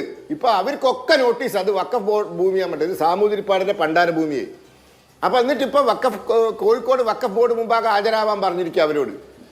എന്നിട്ട് അവർ തെളിയിക്കണം ഇത് ഞങ്ങളുടെ ഭൂമിയാണ്. അതെന്തൊരു ന്യായമാണ്? എൻ്റെ ഭൂമിയിൽ വേറൊരാൾ കയ്യേറിയെന്ന് ഞാൻ കേസ് കൊടുക്കുമ്പോൾ ഞാൻ തെളിയിക്കണം എൻ്റെ ഭൂമിയാണ് അതെന്ന്. എന്നിട്ട് അയാൾ കയ്യേറിയെന്ന് ഞാൻ തെളിയിക്കണം. അല്ലാണ്ട് ഇവർ നോട്ടീസ് അയച്ചാൽ പിന്നെ മറ്റവർ വന്നിട്ട് അവിടെ തെളിയിക്കണം. അത് കഴിഞ്ഞാൽ അവിടെ തോറ്റാലോ പിന്നെ ഒരു വഖഫ് ട്രൈബ്യൂണൽ, ഒരു ജില്ലാ ജഡ്ജ്, അതിൻ്റെ വിധി, ഇത് ഓർഡർ ഈസ് ഫൈനൽ. പിന്നെ എന്ത് ചെയ്യും? പിന്നെ റിട്ട് ജൂറിസ്ഡിക്ഷന് പോകണം. ഒരു സിവിൽ കേസിൽ ഹൈക്കോടതിക്ക് റിട്ട് ജൂറിസ്ഡിക്ഷനുള്ള അധികാരം പരിമിതമാണ്. The powers of A high court in A writ എന്താ പറയുക appeal writ petition in A civil case is very limited. അത് മറ്റേ രാജ്യത്തിൻ്റെ ആഭ്യന്തരമന്ത്രി രാജ്യസഭയിൽ പറഞ്ഞു, അമിത്ഷാ, ഇതേ വാക്ക്. അപ്പോൾ പരിമിതമായ അധികാരമുള്ള റിട്ട് ജൂറിസ്ഡിക്ഷൻ ഉപയോഗിക്കാനേ പിന്നെ പറ്റുള്ളൂ. ഫാക്ട്സ് പറ്റൂല. അവിടെ ലോ മാത്രമേ പറയാൻ പറ്റൂ, ഫാക്ട്സ് പറയാൻ പറ്റൂല. സിവിൽ അപ്പീലാണെങ്കിൽ ഫാക്ട്സ് പറയാം, വസ്തുതകൾ പറയാണ്ട് എങ്ങനെയാ കേസ് ജയിക്കുക? അപ്പൊ അപ്പീൽ അധികാരമില്ല. ഇത് എവിടുന്ന് കിട്ടി നിയമം വരുത്തി? ഞങ്ങളെ ആൾക്കാരെ എതിർത്ത ഞങ്ങളെ പ്രതിഷേധം മറികടന്ന് പാസ്സാക്കിയതാ ഈ വഖഫ് ബോർഡിനകത്തുള്ള ഈ എല്ലാ നിയമങ്ങളും. ഞങ്ങൾ ഇതിനെ അനുകൂലിച്ചിട്ടൊന്നുമില്ല. എന്തെങ്കിലും പറയുക. അപ്പോൾ എങ്ങനെയെങ്കിലും ഭൂമി കൈവശപ്പെടുത്താനുള്ള എല്ലാ അവകാശവും എന്തിനാ വഖഫ് ബോർഡ് ചോദിച്ചിട്ടാണോ 95 നിയമം കൊടുത്തത്? ആരോട് ചോദിച്ചിട്ടാണ് കൊടുത്തത്? അങ്ങനെ അതിൽ പോട്ടെ, ഇനി 2013 അമെൻമെന്റ് കൊണ്ടുവന്നു. അത് അതിലേറെ അപകടം. അപ്പൊ ഇങ്ങനത്തെ കുഴപ്പങ്ങൾ ഉണ്ടാക്കിയത് കൊണ്ടാണ് ഇന്ന് ഈ ഭേദഗതി വേണ്ടി വന്നത്. 95 നിയമവും 2013 അമെൻമെന്റും ഇല്ലായിരുന്നെങ്കിൽ ഈ നിയമം ഭേദഗതി ഒന്നും വേണ്ട. പഴയ നിയമത്തിൽ ഒരു കുഴപ്പമില്ലായിരുന്നു. വഖഫ് ബോർഡിനെ കൊണ്ട് ഇവിടെ ആർക്കും ഒരു പ്രശ്നമില്ലായിരുന്നു. ഇന്ന് 4ൽ 3 കേസ് അമുസ്ലിങ്ങൾക്കെതിരെയാ. 4ൽ 3 കേസ്. അവര് കോടതി കയറുക. അച്ഛൻ അപ്പൂപ്പന്മാരെ കാലത്ത് കിട്ടിയ ഭൂമി, ആയിരക്കണക്കിന് വർഷം പഴക്കമുള്ള ക്ഷേത്രങ്ങൾ, ഇതൊക്കെ വഖഫ് അല്ലാൻ തെളിയിക്കാൻ അവർ ഓടി നടക്കുക. എന്തൊരു മര്യാദ അത്! അതുകൊണ്ടാണ് ഈ നിയമം ഭേദഗതി ചെയ്തത്. പിന്നെ ഏകീകൃത സിവിൽ നിയമത്തെ പറ്റി പ്രധാനമന്ത്രി പറഞ്ഞു എന്ന്. അത് പ്രധാനമന്ത്രി അല്ലല്ലോ ആദ്യം പറഞ്ഞത്, ഇന്ത്യൻ ഭരണഘടന എഴുതി വെച്ചതല്ലേ. അതും പ്രധാനമന്ത്രിന്റെ തലയിൽ വെക്കുക. ഭാരതത്തിന്റെ ഭരണഘടന അന്ന് ഡോക്ടർ ബാബാ സാഹേബ് അംബേദ്കറുടെ ജന്മദിനമാണ്. ആ ഭരണഘടനയിൽ പറഞ്ഞ കാര്യമാണ്, the state shall endeavour for a uniform civil code. ഈ രാജ്യത്തിലെ ഭരണകൂടം പ്രയത്നിക്കണം, കഠിനാധ്വാനം ചെയ്യണം. എന്തിന്? ഒരു ഏകീകൃത സിവിൽ നിയമത്തിന്. സുപ്രീം കോടതി ഏറ്റവും ചുരുങ്ങിയത് 5 ജഡ്ജ്മെന്റ് ഞാൻ പറഞ്ഞുതരാം. എന്താണ് ഏകീകൃത സിവിൽ നിയമം കൊണ്ടുവരാത്തതെന്ന് പറഞ്ഞ 5 ജഡ്ജ്മെന്റ് സുപ്രീം കോടതിന്റെ. ഈ അടുത്ത ദിവസം ഡൽഹി ഹൈക്കോടതിയും പറഞ്ഞു. അപ്പോൾ ഇവരൊക്കെ പറഞ്ഞ കാര്യം പ്രധാനമന്ത്രിയുടെ തലയിൽ കെട്ടിവെക്കണ്ട. നിങ്ങൾ പ്രധാനമന്ത്രി പറയുന്ന, അദ്ദേഹമായിട്ട് ചെയ്യുന്ന കാര്യവും പറയുന്ന കാര്യവും കെട്ടിവെച്ചാൽ മതി. ഓക്കെ, അദ്ദേഹം അത് മെൻഷൻ ചെയ്തിട്ടുണ്ട് എന്നാണ് പറഞ്ഞത്. ഷിവിയാർ അനൂപ് കോൺഗ്രസ് നേതാവ് കൂടി ചേരുന്നുണ്ട്. ശ്രീ അനൂപ്, ഇന്ന് പ്രധാനമന്ത്രി നരേന്ദ്രമോദി നടത്തിയ പ്രസംഗം മുഖ്യമായും മുന്നം വെച്ചത് കോൺഗ്രസ് പാർട്ടിയാണ്. കോൺഗ്രസ് വോട്ട് ബാങ്ക് രാഷ്ട്രീയത്തിന്റെ വൈറസ് പടർത്തുകയായിരുന്നു ഈ രാജ്യത്ത് എന്നാണ് അദ്ദേഹം പറഞ്ഞത്. ഇന്ന് ബി ആർ അംബേദ്കറുടെ ജന്മദിനമാണ്. ആ ആഘോഷ ചടങ്ങിൽ എങ്ങനെയാണ് അംബേദ്കറെ കോൺഗ്രസ് അവമതിച്ചത്, എങ്ങനെയാണ് ഭരണഘടനയെ അവമതിച്ചത്, എങ്ങനെയാണ് ഈ ഭരണഘടനാ പ്രൊവിഷൻസ് അധികാരത്തിന് വേണ്ടിയിട്ടുള്ള ടൂൾ ആക്കിയത് തുടങ്ങിയ ആ നിലയിലാണ് പ്രധാനമന്ത്രി നരേന്ദ്രമോദിയുടെ വിമർശനം പുരോഗമിക്കുന്നത്. ഒപ്പം അദ്ദേഹം വഖഫ് ഭേദഗതി നിയമം സാമൂഹ്യ നീതി കൊണ്ടുവരും എന്ന് പ്രഖ്യാപിക്കുകയും ചെയ്തു. എന്താണ് ഈ പ്രസംഗത്തോടുള്ള കോൺഗ്രസിന്റെ പ്രതികരണം? അംബേദ്കറോടുള്ള മോദി സർക്കാരിന്റെ അമിത്ഷായുടെ സമീപനമൊക്കെ നമ്മൾ കണ്ടു കഴിഞ്ഞതാണ്. എന്തിനാണ് നിങ്ങൾ അംബേദ്കറെ കുറിച്ച് ആവർത്തിച്ച് പറയുന്നത്? അംബേദ്കറുടെ ദൈവമാണോ എന്നൊക്കെ ചോദിക്കുകയും അതിനു നേരെ അനിതര സാധാരണമായ പ്രതിഷേധങ്ങൾ ഉയർന്നു വന്നത് നമ്മൾ കണ്ടു കഴിഞ്ഞു. പക്ഷെ ഇന്നത്തെ പ്രധാനമന്ത്രിയുടെ പ്രസംഗത്തിലെ ഏറ്റവും രസകരമായ കാര്യം അദ്ദേഹം പറയുന്നത് എന്താ? മുസ്ലിം വിധവകളെ സംരക്ഷിക്കുന്നതിന് വേണ്ടിയാണ് വഖഫ് എന്ന.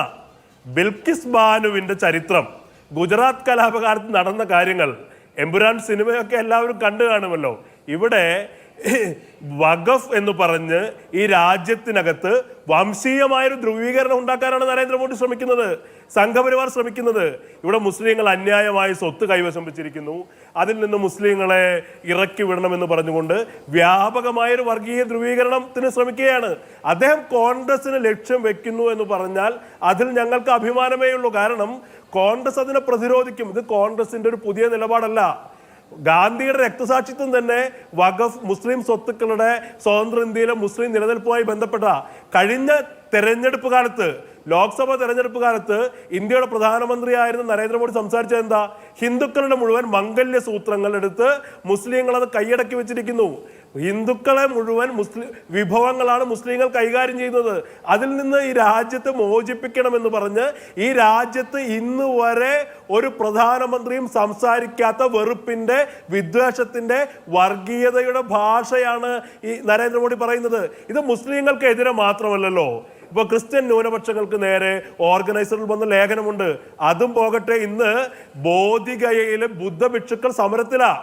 അവർ ഒരു ഹിന്ദുമത ക്ഷേത്രമായി ബീഹാറിലെ ബോധിഗയ പരിവർത്തനം ചെയ്യുന്നതിനെതിരെ ബുദ്ധമത ഭിക്ഷുക്കൾ രാജ്യവ്യാപകമായി ബുദ്ധമതക്കാർ സമരം ചെയ്തുകൊണ്ടിരിക്കുക.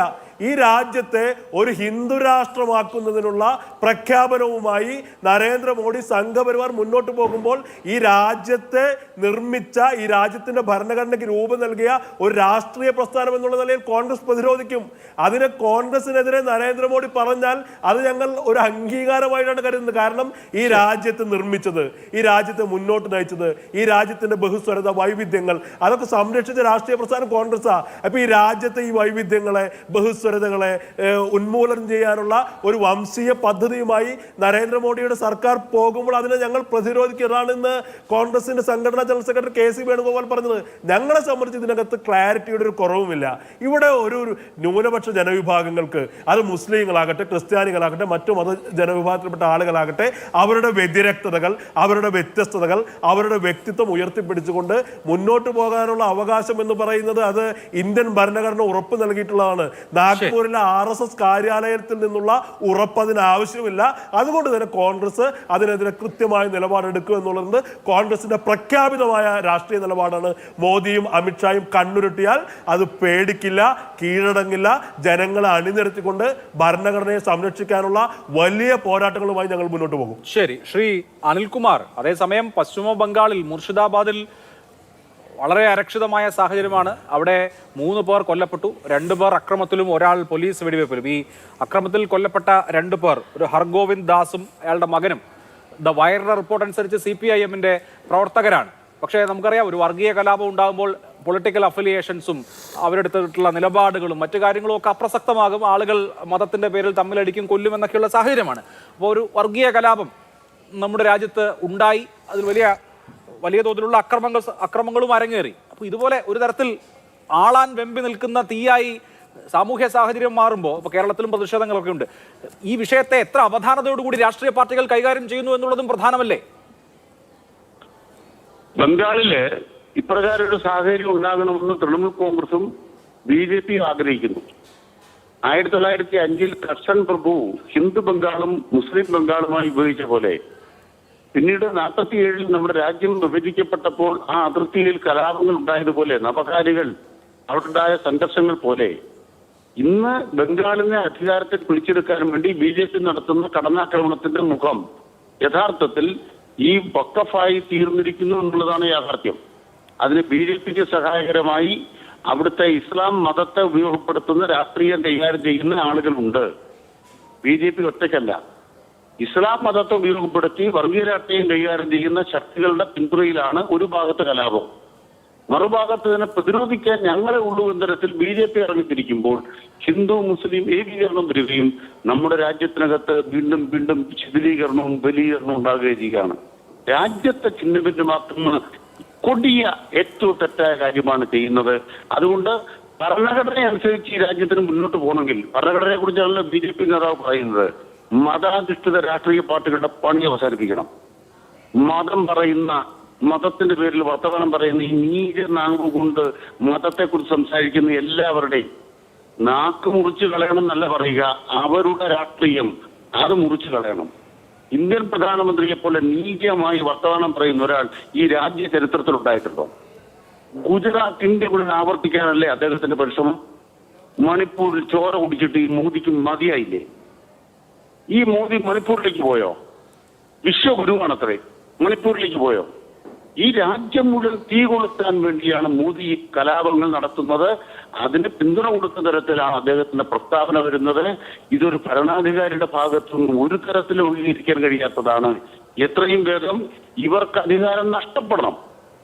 ഇത് ഏതെങ്കിലും തരത്തിലുള്ള രാഷ്ട്രീയ പ്രശ്നമല്ല, വർഗീയ പ്രശ്നമാണ്. എത്ര വൃത്തികെട്ട തരത്തിലാണ് BJPയുടെ പ്രതിനിധി ഇവിടെ പറഞ്ഞുകൊണ്ടിരിക്കുന്നത്. നിങ്ങൾക്ക് വിചാരിക്കുന്നവർ ചുമ്മാ വഖഫ് സ്വത്ത് ഉണ്ടാകുമോ? ഒരു ഡോക്യുമെന്റിലെങ്കിൽ വഖഫ് സ്വത്തുണ്ടോ? ചുമ്മാ ഒരാൾക്ക് വഖഫ് സ്വത്ത് ക്ലെയിം ചെയ്യാൻ പറ്റുമോ? പാലക്കാട് തെരഞ്ഞെടുപ്പ് നടന്നപ്പോൾ ഇവർ പറഞ്ഞത് എന്താണ്? കാൽപ്പാട്ടിയിൽ വഖഫ് സ്വത്താന്ന് പറയുന്നു, ശബരിമല വഖഫ് സ്വത്താന്ന് പറയുന്നു. ആര് പറഞ്ഞെന്നാ പറഞ്ഞത്? ഇദ്ദേഹം തന്നെ പറയുന്നത് ഞാൻ കേട്ടിട്ടുണ്ട്, K. സുരേന്ദ്രൻ പറയുന്നത് ഞാൻ കേട്ടിട്ടുണ്ട്. ഇവര് പറയുന്നതിന് വല്ല കാര്യമുണ്ടോ? അതുകൊണ്ട് എങ്ങനെയാണ് ഞാൻ ചോദിക്കുന്നത്, ഇപ്പൊ ഹിന്ദു കോഡ് ഇവിടെ ഇപ്പൊ പറഞ്ഞല്ലോ, പൊതു സിവിൽ കോഡ് ഭരണഘടനയിലുണ്ട്. 1955 ഹിന്ദു കോഡ് വന്നപ്പോ ഹിന്ദു കോഡിനെതിരായിട്ട് രംഗത്തിറങ്ങിയവരല്ലേ BJP-ക്കാര്, അന്നത്തെ ജനസംഘം. ഹിന്ദു കോഡ് പാടില്ല എന്ന് പറഞ്ഞ് സമരം നടത്തിയവരല്ലേ ജനസംഘം, ഹിന്ദു മഹാസഭ. മറ്റൊരു ചരിത്രം പറയാം. ഇവരുടെ ഈ പ്രസ്ഥാനം ഉണ്ടാക്കിയ സവർക്കർ പണി ആരംഭിക്കുന്ന എപ്പോഴാണ്? പ്ലേഗ് ബാധിച്ച സന്ദർഭങ്ങളിൽ അവിടേക്ക് ബ്രിട്ടീഷിന്റെ പ്ലേഗ് കമ്മീഷണർ കടന്നു വന്ന് ആ പ്ലേഗ് കമ്മീഷണർ വീടിനകത്ത് കയറി പരിശോധന നടത്തിയെന്ന കുറ്റത്തിലാണ് പ്ലേഗ് കമ്മീഷണറെ വെടിവെച്ച് കൊന്നത്. അങ്ങനെ ബ്രാഹ്മണ ഭവനങ്ങളിൽ പ്ലേഗ് പരിശോധിക്കാൻ കയറിയ പ്ലേഗ് കമ്മീഷണറെ വെടിവെച്ച് കൊന്നപ്പോൾ അതിന്റെ ഭാഗമായി ഹിന്ദുക്കളുടെ ആചാരങ്ങൾ ലംഘിക്കപ്പെട്ടു, ബ്രാഹ്മണ ഭവനങ്ങളിൽ ബ്രിട്ടീഷുകാർ കയറി എന്ന് പറഞ്ഞുകൊണ്ടുണ്ടാക്കിയ പ്രത്യയ ശാസ്ത്രമാണ് RSSന്റെ പ്രത്യയ ശാസ്ത്രം. ചരിത്രം പഠിക്കണം. ചതേക്കർ സഹോദരന്മാരുടെ ചരിത്രം കൂടെ പഠിക്കണം. ആ വിദ്വേഷത്തിന്റെ രാഷ്ട്രീയമാണ് ഇന്ന് ഇവരിവിടെ പ്രചരിപ്പിച്ചുകൊണ്ടിരിക്കുന്നത്. ഒരു കാരണവശാലും അംഗീകരിക്കാൻ കഴിയുന്ന കാര്യങ്ങളല്ല ഈ പറയുന്നൊന്നും. ഇത് ചരിത്രവിരുദ്ധമാണ്, വസ്തുതാവിരുദ്ധമാണ്, നിർമ്മിക്കപ്പെടുന്ന നുണകളാണ്. ആ നുണകളുടെ ആഘോഷമാണ് ഇപ്പോൾ ഇവർ നടപ്പാക്കിക്കൊണ്ടിരിക്കുന്നത്. ശരി, ഓക്കെ. ഇവിടെ ശ്രീ ഷാഫി ചാലിയം, സ്വാഭാവികമായും ഈ വഖഫ് ഭേദഗതിക്കെതിരെ വിവിധ മുസ്ലിം സംഘടനകൾക്ക് അവർ പ്രതിനിധീകരിക്കുന്ന ബോഡികൾക്കൊക്കെ പ്രതിഷേധമുണ്ടാകും, അത് പ്രകടിപ്പിക്കലും സ്വാഭാവികമാണ്. പക്ഷേ നമുക്കറിയാം ഇപ്പോൾ പശ്ചിമ ബംഗാളിൽ നടക്കുന്ന കാര്യങ്ങൾ. ഇപ്പോൾ കേരളത്തിൽ തന്നെയും വഖഫ് നിയമ ഭേദഗതിക്കെതിരെ നടത്തിയ പ്രതിഷേധത്തിൽ സൈലം കുത്തുബ് മുതൽ യഹിയ സിൻവർ വരെ ഇടം പിടിക്കുന്ന അവരുടെ ഫോട്ടോഗ്രാഫുകൾ ഇടം പിടിക്കുന്നതും മറ്റുമൊക്കെ കണ്ടു. വളരെ ഒരു തരത്തിലുള്ള വിഭാഗീയമായി അല്ലെങ്കിൽ വർഗീയമായി ഈ സമരം മാറിക്കഴിഞ്ഞാൽ അത് വേറെ തരത്തിലുള്ള കുഴപ്പങ്ങൾ, സാമൂഹ്യ കുഴപ്പങ്ങൾ ഉണ്ടാക്കുകയും ചെയ്യും. അപ്പോൾ എങ്ങനെ ഈ വിഷയത്തെ ഡീൽ ചെയ്യണം എന്നുള്ള കാര്യത്തിൽ കേരളത്തിലെയും ഇന്ത്യയിലെയും ഒക്കെ മുസ്ലിം ജനവിഭാഗത്തെ പ്രതിനിധീകരിക്കുന്ന വലിയ സംഘടനകളൊക്കെ ഒരു ധാരണയിലെത്തിയിട്ടുണ്ടോ?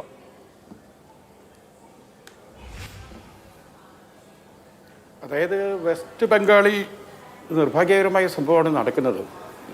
ഒന്നാമത് ഈ വെസ്റ്റ് ബംഗാളിലെ മുർഷിദാബാദ് ജില്ലയിലെ ഈ 24th പർഗനാസി മേഖലയിലാണ് ഈ ബർഹാംപൂർ പോലുള്ള ഖത്ര മസ്ജിദ്. അനേകം പള്ളികളും വഖഫ് സ്ഥാപനങ്ങളും കോളേജുകളും ഒക്കെ ഈ പുതിയ ഭേദഗതി വഴി അന്യാധീനപ്പെടുമെന്ന വലിയ ഭീതിയിലാണ് അവിടുത്തെ ജനത. പിന്നെ മുസ്ലിം ലീഗിനെ പോലെ വളരെ മിതത്വത്തോടു കൂടി അവരെ രാഷ്ട്രീയ പ്രബുദ്ധരാക്കി കൊണ്ടുപോകാൻ മുസ്ലിം ലീഗൊക്കെ അവിടെ വളരെ ദുർബല. മുമ്പൊക്കെ ഉണ്ടായിരുന്നു. 1984 അജയ് ഘോഷ് മിനിസ്ട്രിയിൽ മന്ത്രിമാർ വരെ ലീഗിനുണ്ടായിരുന്നു, അവിടുന്ന് പാർലമെൻറ്റ് അംഗം ഉണ്ടായിരുന്നു. പക്ഷേ പിൻകാലത്ത് എന്താണ് ഈ ഒരു അതിതീവ്രത നിലപാടുള്ളവരൊക്കെ രക്ഷയുള്ളൂ എന്ന ലീഗിൻ്റെ ഈ സമാധാന പോളിസി അവിടുത്തെ രാഷ്ട്രീയത്തിൽ എന്താണ് പറയുക നിരാകരിക്കപ്പെട്ടു. സ്വാഭാവികമായിട്ടും ആ ഈ ലാക്ക് ഓഫ് എഡ്യൂക്കേഷൻ്റെ ഒക്കെ അതീവമായ പിന്നോക്കാവസ്ഥയുടെ ഭാഗമായി ആർക്കും നിയന്ത്രിക്കാൻ കഴിയാത്ത വിധം സിഗരറ്റിൻ്റെ പുകമാതിരി ആകാശനൗകമായി സഞ്ചരിക്കുന്ന ഒരു കൂട്ടം നിരക്ഷരായ ജനതയാണോ മുസ്ലിങ്ങൾ. നമുക്കറിയാലോ അവിടുത്തെ CPM-ൻ്റെ ജില്ലാ സെക്രട്ടറിയും ഏരിയ കമ്മിറ്റി സെക്രട്ടറിയും ഒക്കെ നമ്മളെ നാട്ടിൽ പോരാട്ടടിച്ചു കൊണ്ടിരിക്കുകയാണ്. അവർക്കൊക്കെ എന്താണ് പക്വത, അവരുടെ എന്താ പറയുക സാംസ്കാരിക വിദ്യാഭ്യാസ ബോധമൊക്കെ നമ്മൾ കണ്ടതാണ്. മാത്രമല്ല അവിടെ BJP ബംഗാളിൽ വളരെ മോശമായ ഒരു സമീപനമാണ് എടുത്തത്. കാരണം പാർലമെൻറ്റ് അസംബ്ലിക്കകത്ത് ഒരു മുസ്ലിം MLA-മാരെ കയറ്റില്ല എന്ന് വരെ പച്ചക്ക് വിളിച്ചു പറഞ്ഞ ഒരു സ്റ്റേറ്റാണ്. അപ്പം BJP-ക്ക് വിലക്കെടുത്ത കുറേ മൗലാനമാർ പല ഉത്തരേന്ത്യൻ സ്റ്റേറ്റിലുണ്ട്. നമ്മളത് കാണുന്നതാണ്. BJP ജയ് വിളിച്ചടക്കുന്നത് അത്തരക്കാരൊക്കെ നുഴഞ്ഞു കയറി ഒരു പ്രശ്നം ഉണ്ടാക്കാൻ വേണ്ടി ഈ BJP-ൻ്റെ IT സെല്ല് RSSൻ്റെ ഈ ഗാംഗുകളൊക്കെ ശ്രമിക്കുന്നുണ്ടാവും. നമുക്ക് അങ്ങനെയല്ലേ കാണാൻ കഴിയുള്ളൂ. മാത്രമല്ല ഈ കളവ് പ്രചരിപ്പിക്കുക എന്നാണ് ഹിറ്റ്ലറൊക്കെ ചെയ്തതുപോലെ ഇവർ ഇപ്പോൾ നോക്കിങ്ങൾ ഈ കള്ളത്തരം പറയാൻ വളരെ എന്തോ വലിയ ബിരുദെടുത്ത ആളാണ് അവിടെ നിന്ന് ഇരിക്കുന്നത് ഈ അനന്തപത്മനാഭൻ. ഒന്ന്, ഇവിടെ സെൻട്രൽ വഖഫ് കൗൺസിൽ വേറെയാണ്, സംസ്ഥാന വഖഫ് ബോർഡ് വേറെയാണ്. സംസ്ഥാന വഖഫ് ബോർഡിൻ്റെ കീഴിലാണ് ഈ ട്രിബ്യൂണൽ ഉള്ളത്. അപ്പോൾ എത്ര കേസുകളാണ് വഖഫ് ബോർഡിൽ ആരുമായിട്ടുള്ളത് എന്നുള്ളത് ഓരോ സ്റ്റേറ്റ് തിരിച്ച് കണക്കെടുക്കണം. കേരളത്തിൻ്റെ കണക്കെടുത്താലുള്ള സ്ഥിതിയാണ് ഞാൻ പറഞ്ഞത്. 5000-ലധികം മുസ്ലിങ്ങൾ വഖഫ് ബോർഡും തമ്മിൽ ആണ് കേസ്. എന്നാൽ വെറും 10 എണ്ണമാണ്. ഞാൻ ഇന്ന് രാവിലെ തൊട്ട് അത് ഇരുന്ന് പഠിക്കുകയാണ് അഭിലാഷ് വിളിച്ചതിന് ശേഷം. ഇതാണ് കേരളത്തിലെ സ്ഥിതിയെങ്കിൽ ഇതിന് തുല്യമായി ഓരോ സ്റ്റേറ്റിലെയും വഖഫ് ബോർഡുകളും വഖഫ് ട്രിബ്യൂണൽ കീഴിലെ കേസുകൾ നമുക്ക് പരിശോധിക്കാം. ഇവിടെ ഇങ്ങനെ ഈ hope India TV, Sudarshan TV, Karma news, കിർമ ന്യൂസ് പറഞ്ഞ ഇങ്ങനത്തെ കുറേ സാധനങ്ങൾ.